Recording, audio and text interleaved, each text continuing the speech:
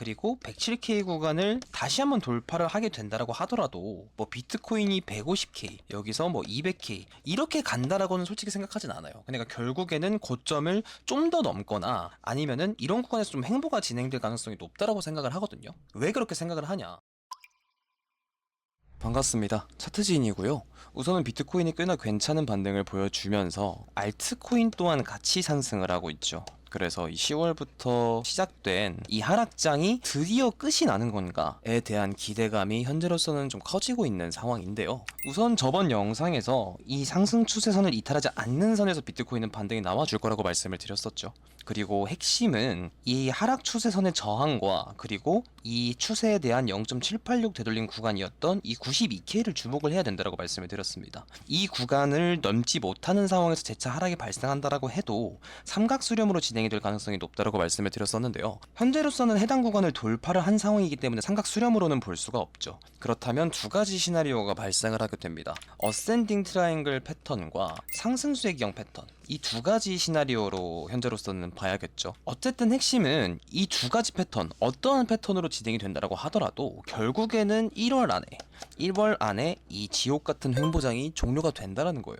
그래서 저는 그렇게 생각을 합니다. 지금은 이 횡보장에 집중할 때가 아니라 결국에는 이 횡보장이 종료가 된 이후에 다음 발생할 이 추세장을 좀 대비를 해야 된다라고 생각을 해요. 그러면 핵심은 이거겠죠. 이 추세장이 하락장으로 이어질 것이냐, 아니면 상승장으로 이어질 것이냐, 이것을 중심적으로 봐야 되는데 저는 결국에는 하락장은 이 부근에서 마무리가 될 거라고 생각을 합니다. 그리고 결국에는 상승 추세가 다시 한번 발산이 될 거라고 생각을 해요. 그래서 이번 영상에서는 하락장이 계속해서 이어지지 않을 것 같은 이유, 그러니까 이 하락장이 종료가 되고 다시 한번 이 불장이 올 것 같은 이유를 좀 설명을 드리려고 하고요. 그리고 현재로서는 아직 패턴 내부의 움직이기 때문에 진짜 추세라고 보기에는 어렵죠. 그러면은 어디를 넘어야 진짜 추세, 그러니까 불장이라고 생각을 할 수가 있는가, 이 부분에 대해서 좀 말씀을 드리려고 합니다. 그리고 2026년은 지금까지와는 완전 다른 장세가 펼쳐질 거라고 생각을 해요. 그래서 어떤 장세가 올 거고 우리는 어떻게 대비를 해야 되는지에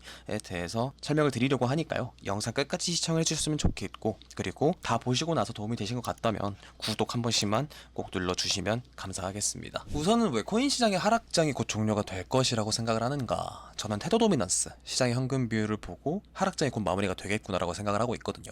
왜냐면 10월부터 이 테더 도미넌스, 이 시장의 현금 비율은 계속해서 이 채널 하단을 이탈한 적이 없습니다. 보면 계속해서 지지를 받았었죠. 그런데 처음으로 하락 이탈이 됐어요. 그 말은 뭘까요? 이 10월부터 계속해서 상승하고 있던 이 현금 비율의 상승 추세가 처음으로 깨졌다는 것은 테더 도미넌스의 힘이 빠지고 있다라고 해석을 해볼 수가 있는 거죠. 그리고 이 구간이 어디냐면 계속해서 비트코인의 하락장이 끝났던 구간입니다. 여기가 24년 8월 저점이 찍혔던 구간이고요. 그리고 여기가 25년 4월 비트코인이 74K를 찍으면서 저점이 찍혔던 구간이에요. 그러면 왜 계속해서 이 구간에서는 비트코인의 하락장이 끝나는가? 이 구간이 15K에서부터 비트코인이 3년 동안 횡보를 지속적으로 하면서 매물대를 다졌던 구간이 이 구간입니다. 그리고 이 구간이 하단이기 때문에 계속해서 저항을 받게 되는 거죠. 그리고 일봉의 RSI를 봐도 과매수가 찍히고 나서 현재는 과매도 구간으로 진입을 하기 직전이죠. 그럼 여기서 현금 비율이 다시 한번 반등을 하면서 고점을 높인다고 하더라도 이런 상황에서는 해당 과매수를 넘지 못할 가능성이 높습니다. 그러면 반등을 한다 하더라도 하락 다이버전스가 컨펌이 될 가능성이 높아지겠죠. 그리고 2개월 동안 진행이 된 이 장기의 상승 채널의 하단을 이탈을 했기 때문에 다시 한번 반등을 한다 하더라도 해당 구간은 다시 한번 저항 구간으로 바뀌게 됩니다. 그리고 이 구간이 어디죠? 이 구간은 3년 동안 비트코인이 15K에서 지속적으로 횡보를 하면서 힘을 비축했던 매물대 구간의 하단입니다. 그러면 정말 강한 저항이 발생을 하는 구간이겠죠. 그래서 이번 하락장은 이 구간에서 마무리가 될 가능성이 높아 보인다라고 생각을 하고 있는 거예요. 쉽게 말하면 여길 뚫으려면 진짜 정말 강한 힘으로 뚫어줘야 되는데 여길 뚫지 못하고 이렇게 비비는 과정에서 힘이 빠지고 있다는 얘기인 거예요. 그러니까 최종적으로는 이 구간을 좀 더 비비는 모습이 나온다고 하더라도 결국에는 힘이 빠지면서 현금 비율의 하락, 그리고 코인 시장은 반등하는 모습을 보여줄 거다라는 생각인 거죠. 그래서 비트코인으로 돌아와서 아까 말씀드린 구간이 이 구간이거든요. 근데 아직까지는 해당 저항 구간을 돌파하지는 못한 상황이고, 또 지지 라인을 지켜주는 과정에서 볼륨이 계속해서 줄어들고 있잖아요. 그럼 아직 지금 이 상승은 본격적인 상승 추세라고 보기에는 어렵다라는 거예요.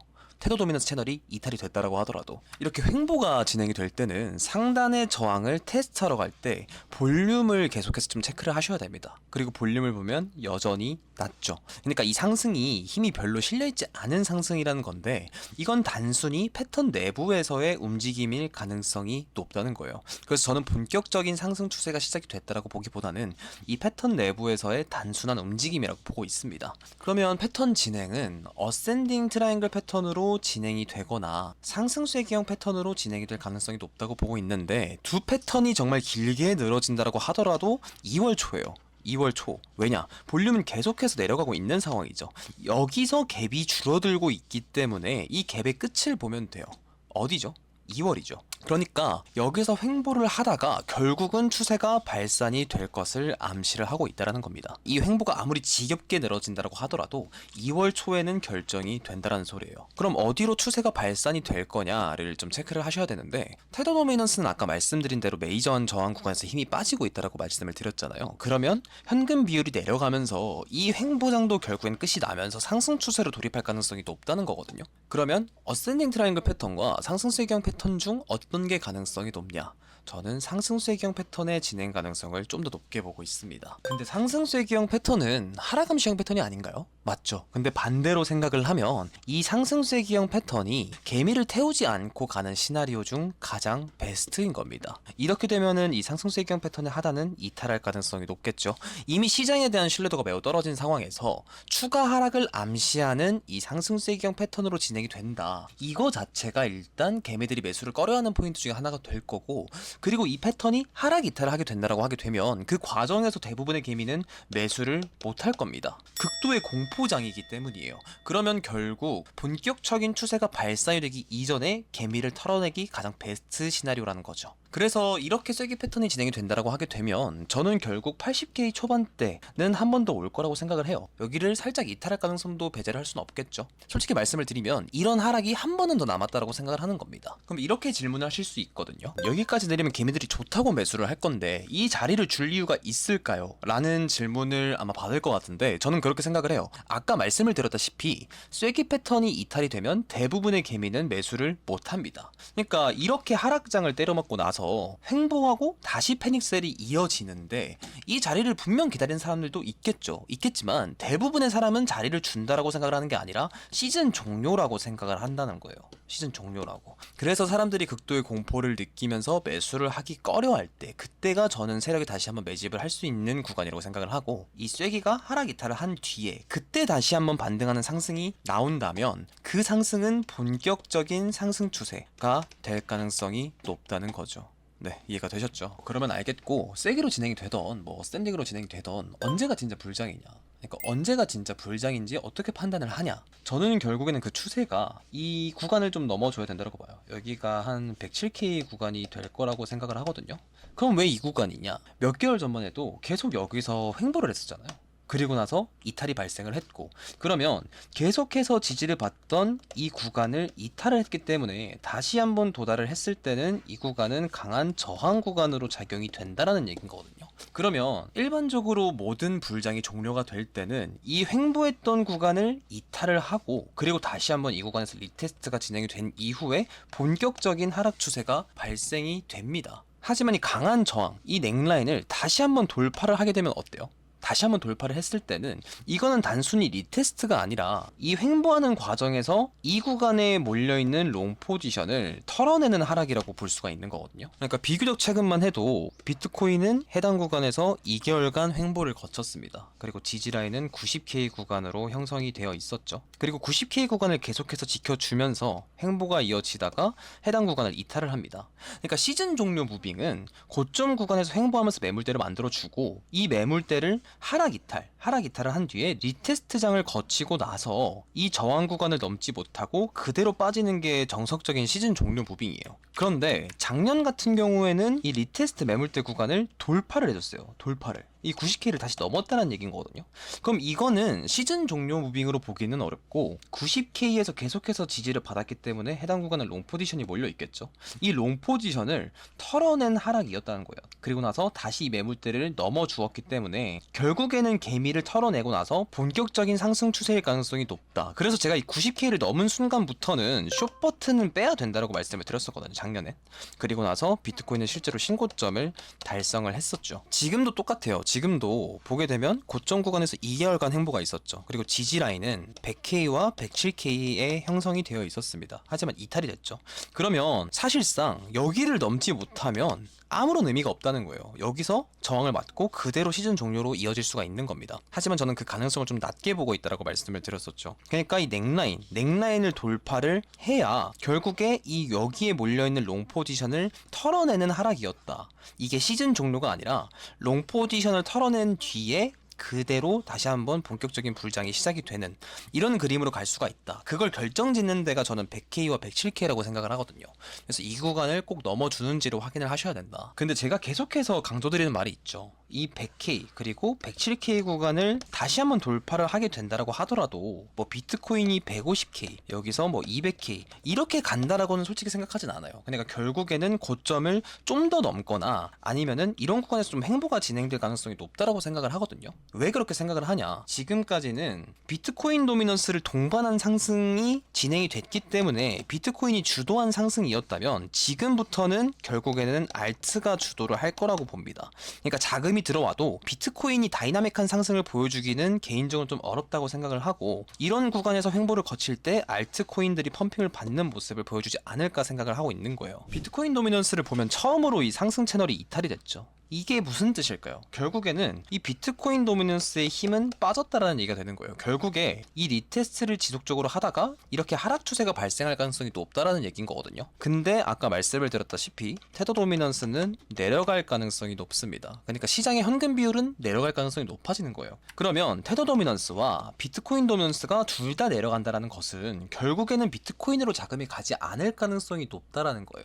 그래서 저는 비트코인이 150K 그리고 200K 이런 상승은 사실상 어렵다라고 보고 있는 겁니다. 결국 내려가는 현금 비율 그 자금들은 알트로 갈 가능성이 높다는 거예요. 그래서 저는 비트코인보다 알트코인이 훨씬 더 상승폭이 클 거라고 봅니다. 지금까지는 알트코인들이 바닥을 기고 있었고 비트코인만 독주하는 장이 진행이 됐다면 올해부터는 알트코인들이 폭주하는 모습들을 좀 보여주지 않을까라고 생각을 해보고 있습니다. 그리고 토탈2 비트코인을 제외한 알트코인의 시가총액을 나타낸 이 차트를 좀 체크를 해보게 되면 이 지지라인에 현재 위치를 하고 있는 것이 보이시죠? 그러니까 이 지지라인에서는 지지를 좀 기대를 해볼 만한 자리다라고 생각을 하고 있는데 볼륨을 보면 이때부터 이렇게 줄어들고 있습니다. 그러니까 이런 식으로 진행이 되면서 볼륨이 줄어들고 있다는 것은 결국에는 상승세기형 패턴으로 진행이 될 가능성이 높다라고 생각을 해볼 수가 있는 거거든요. 그래서 여기서는 지지를 받고 토탈2는 신고점으로 갈 가능성이 높다라고 생각을 하는데 이 과정에서 알트들의 시총이 오르면서 결국에는 알트들이 좀 펌핑을 받지 않을까라는 생각을 해보고 있는 거예요. 이어서 토탈3도 보게 되면 토탈3 차트가 오히려 더 좋거든요. 이렇게 고점을 두 개 만들어 줬고 저점을 높이는 과정에서 볼륨은 줄어들고 있습니다. 그러면 이 패턴을 보고 어센딩 트라이앵글 패턴으로 볼 수가 있겠죠. 그러면 토탈3는 해당 저항 구간을 한번 돌파해 줄 가능성이 높아졌다라는 건데 이 과정에서 알트코인이 본격적인 상승을 보여줄 가능성이 높다라는 거예요. 저는 이런 장을 좀 생각을 하고 있거든요. 그럼 이런 차트를 보여주려면 결국에는 테더 도미넌스, 시장의 황금 비율은 내려가야 되고 비트코인 도미넌스, 비트코인의 시장 점유율도 동시에 내려가야 됩니다. 그러니까 비트코인으로 자금이 안 가고 시장의 현금 비율이 내려가면 결국에는 알트코인으로 수급이 간다는 거예요. 그래서 이전에 2022년부터 25년까지 비트코인 도미넌스를 동반한 비트코인 주도장이었다면 2026년은 이런 모습을 보여줄 가능성이 높기 때문에 결국에는 알트장이 올 가능성이 높다라고 저는 생각을 해보고 있는 겁니다. 네, 이해가 되셨죠? 네, 그래서 저는 이러한 이유들로 2026년은 알트 불장의 해라고 생각을 해요. 그러니까 비트코인 같은 경우에는 아까 말씀드린 근거들로 그다지 손익비가 좋게 나오진 않을 거라고 보고 있거든요. 그래서 이전까지는 비트코인이 좀 다이나믹한 수익률을 안겨주었어도 지금부터는 알트코인으로 수급이 좀 몰릴 거라고 생각을 합니다. 그래서 2026년 여러분이 어떻게 시장을 좀 준비를 해야 될까 고민이신 분들이 있다면 현재는 이런 상황이라서 비트코인 비중을 높게 가져가기보다는 좋은 알트코인을 선점하는 게 훨씬 더 2026년을 대비하는데 좋은 전략이지 않을까 싶습니다. 그래서 어떤 알트코인을 생각하고 있는지에 대해서는 영상으로 준비를 할 테니까요. 다들 구독 한 번씩만 꼭 눌러주시고 이번 영상이 도움이 되신 것 같다면 좋아요도 한 번씩 꼭 눌러주시면 감사하겠습니다. 후속 관점은 댓글과 더보기란에 있는 텔레그램으로 남겨드릴게요. 끝까지 시청해주셔서 감사드립니다.